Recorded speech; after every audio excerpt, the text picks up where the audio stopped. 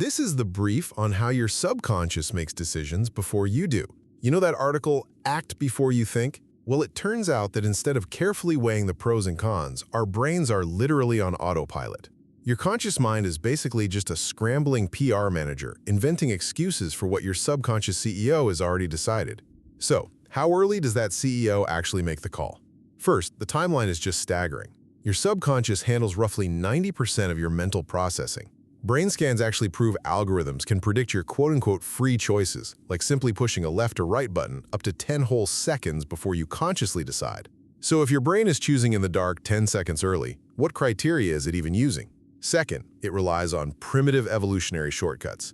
To save energy, your brain uses automatic biases, like the anchoring effect. You know, our tendency to blindly cling to the very first thing we hear.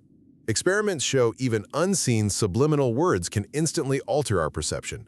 So, if our subconscious is pulling all the strings using these shortcuts, do we even have free will, or is conscious thought a complete illusion? Well, let's look at the practical power you still hold. Finally, you can take back control through the late veto. Your conscious mind might not start the action, but it can definitely stop it. Research shows that just being aware of your biases and forcing a brief pause lets your logical brain step in, reducing automatic errors by up to 30%. Ultimately, by understanding these hidden shortcuts and actively hitting pause, we can stop simply inventing reasons for what we've already done and start making truly deliberate choices.